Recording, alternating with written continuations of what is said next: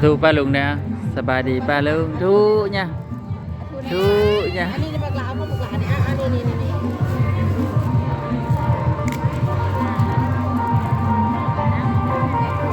หยาดนมกันลงมาใส่บาตรthu nha bạn này thu thu nha thu thu thu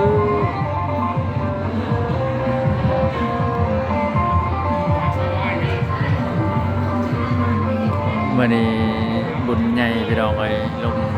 ใส่บาตรหยาดน้ำพี่น้องจะเริ่มพอเริ่มปฏิบัติต่อโยสามัญธรรม ฝั่งไทยฝั่งลาวพี่น้องสองฝั่งใส่บาตรหยาดน้ำพี่น้องฮะ จะพอดกันแล้วบอกไม่ถูกว่าจะมานอน เรียนรูปแผนรูปอะไรเราจะได้ทราบว่ากันตีเรื่องโหดว่ากันตีสวย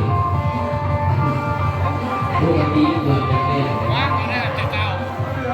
ว่างแดดจะเก่าเรื่องเกิดว่างเลยเขาเป็นเรื่องสวยดี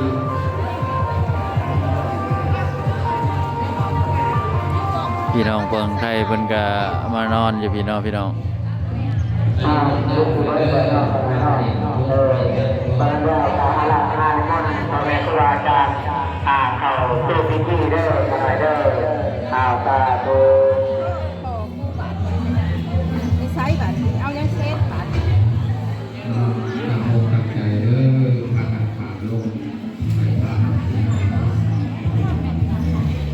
เอาส่งมือครับเนาะ พี่น้องว่าผู้ตีก็ตีพี่น้องเอ้ยเพื่อเอาบุญกินเอาบุญศีลก็เอาพี่น้องสาธุ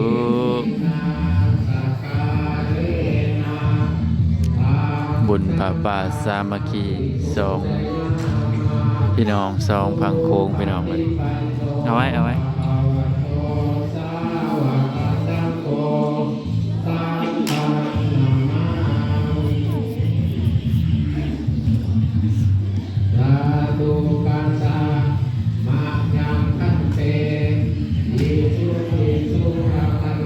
พี่น้องได้ไหม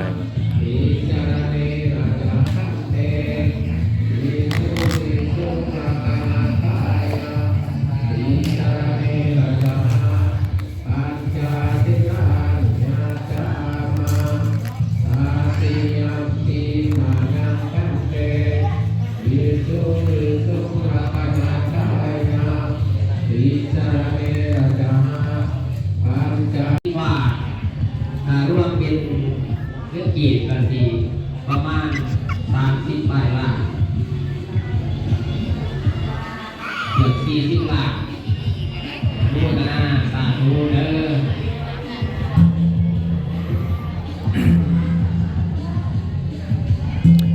อยอดผ้าป่ามาแต่คนแก่นเนาะเงินกีบนะ5 ล้าน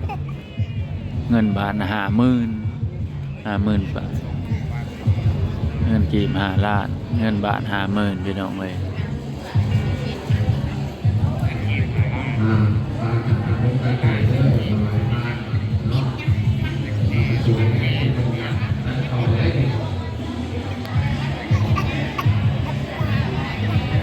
นักโทษนักษา นั่งลงนั่งลง ภาวะโตอะระหะโตสัมมาสัมพุทธัสสะนะโมตัสสะภะคะวะโตอะระหะโตสัมมาสัมพุทธัสสะนะโมตัสสะภะคะวะโตอะระหะโตสัมมาสัมพุทธัสสะอัสสวะปัสสวะนิสสวะอุตินังวัฏเรมานังทานังเมปาริสุทธังอัสสวะปัญญวะหังเอมานะสัพพะตะโพสุสาธุไม่ว่าย่อรวมเนาะเป็นเงินกี่ได้อยู่40 ล้าน683,000 40 ล้าน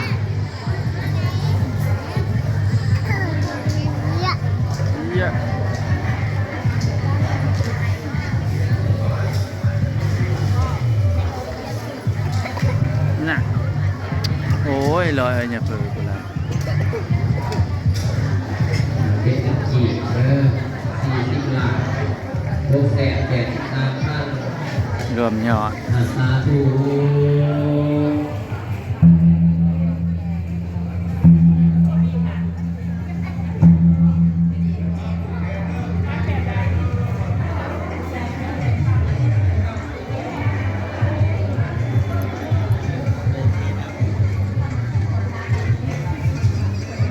อย่าไปแห้นไปอม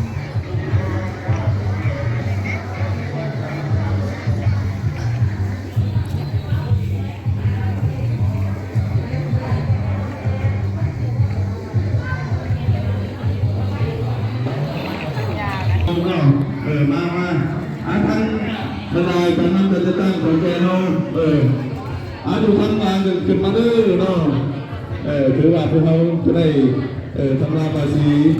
ผูกแขนหักจับแขนเอาเนี่ยต่างคนหักคนแพงกัดเพิ่นเนาะถือว่าสุนีเพิ่นมาเยี่ยมยามทำข้าวนี่เนาะตอนนี้เนาะตอนนี้ก็เลิก 4 6 8 ทางเลือกกันเนาะวันนี้จะกัดต่อกันอันนี้ถือว่าสิได้ถูกไว้ได้คนให้เมื่อแต่ว่าปีหน้าเนี่ยให้ไม่ได้หมดเจ้าจะให้มาแต่ว่าคุณไม่ได้เอาจับแบบนี้เนาะ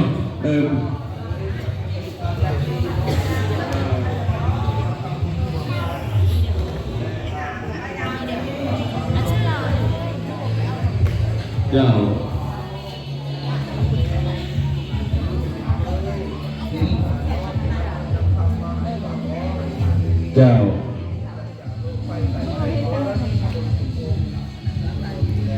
ให้มีเดือนอยู่บนโนสุขังพลังมันเนี่ยวันนี้เอาซาทุกเอาพูดกันนี่พอเขาได้เขามาพูดเพื่อนพี่น้องเนาะเอามาหลายๆเด้อย่ามาถือว่าเขาฝ่ายผูกคอผูกแขนสร้างคนหนักตัวเพลงเนาะที่เขาได้ผูกเอาขึ้นมาเด้อใส่บาตรญาติน้ำแล้วก็ผูกคอต่อแขนให้เพิ่นนะพี่น้อง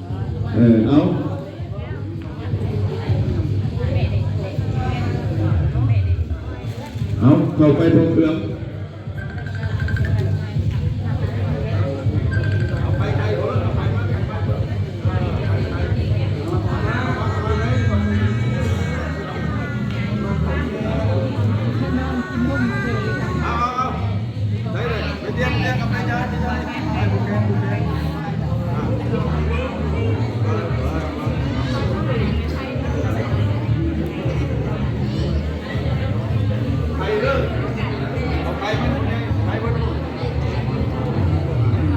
ไข่ก็ต้มเป็นแตะไปแล้วไข่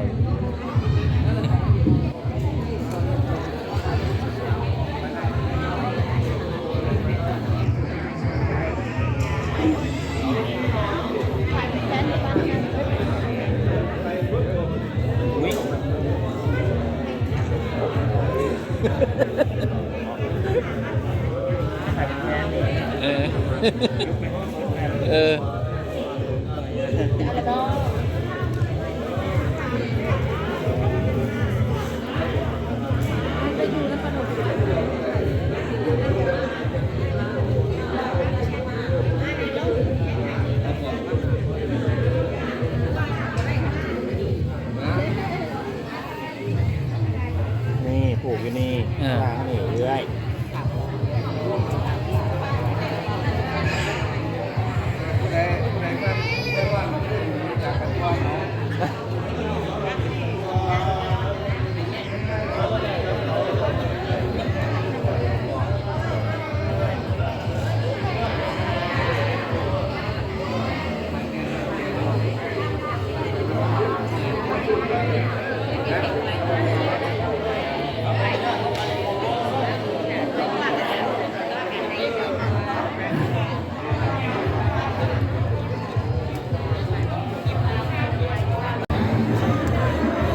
ก่อนกับไทยผูก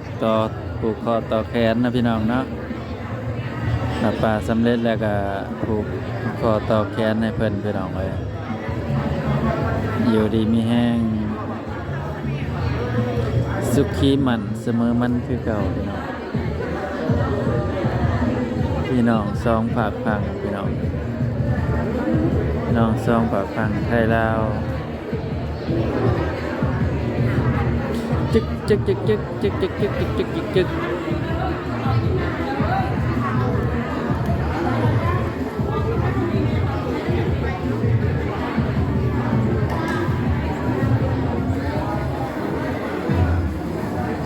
กล้องเฮากับบ่แจ้งพี่น้องเอ้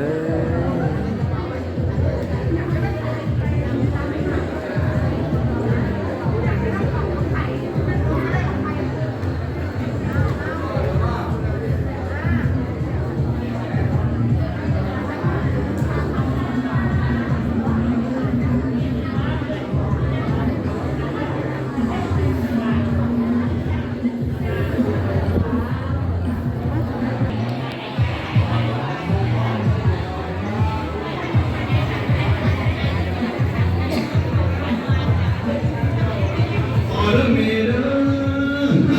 เฮ้ยเจ้าเอามาสิตัวไรนี่เนาะพวกเขาคนหลายนี่เป็นมา10 ปีแล้วเขาปีลำตีนตรงมาจากมาเข้าเมียเนาะเราคือเราเห็นเจ้าเราคือเดียวผมพักเที่ยวผมโค้งเสียนที่ไก่มาลำบากแก่คนใดกระดังมาพี่พวกคุณเข้าเมียเนาะคนนี่มองเป็นตัวเป็นตัวก็ใจมาโค้งแดงปัดจากไหนถ้าตั้งออกมาได้คือหลงทำอัดประเสริฐประเสริฐจะรอดนะสีใดมาเป็นคนจ้าน้อยเนาะเขาคือได้มือแล้วไปเกาหลีเนี่ย เรามีสื่อก็ได้มือเรามีสื่อ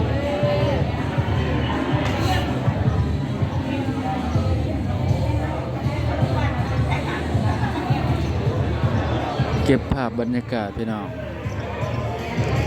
งฝั่งไทยฝั่งลาว เพราะอันอิงอำนาจแห่งคนภาษีรัตนตรัยในสิ่งศักดิ์สิทธิ์ทั้งหลายในวัดศรีสุขคืนนี้จะได้คุ้มครองปกปักรักษาในเมนูทุกคนรอดสิเดินทางมาถึงทางขอแก่คนด้วยโดยพระอาจารย์เมาเนาะขอคุณกำลังยังเงินในตลอดปลอดภัยว่าทุกที่หมายปลายทางคุณพระคุณเจ้าคุณบุญให้บุญพระราชาสาธุ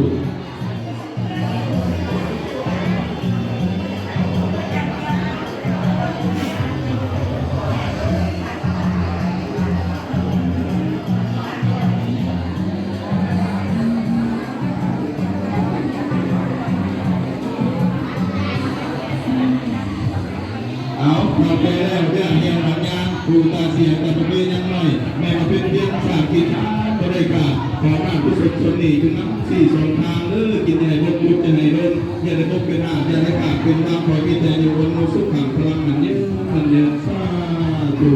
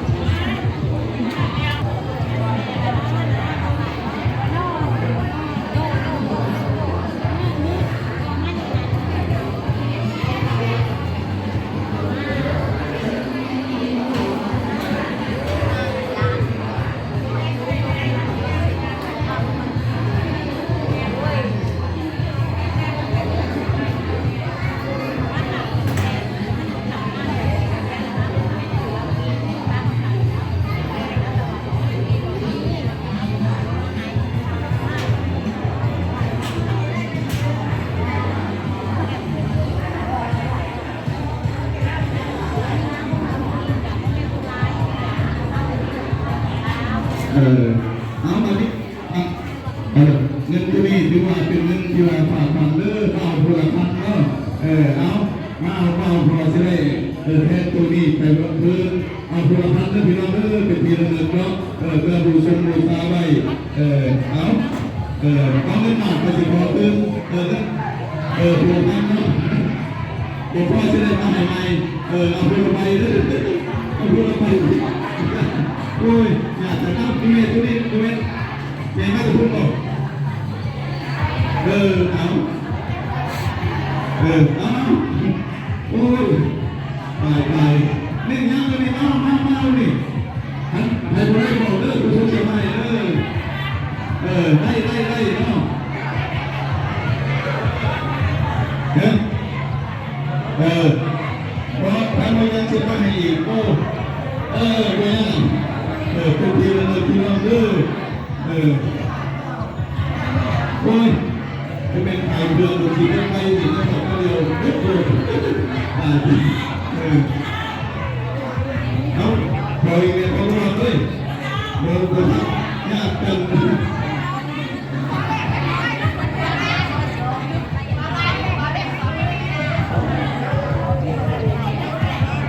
เ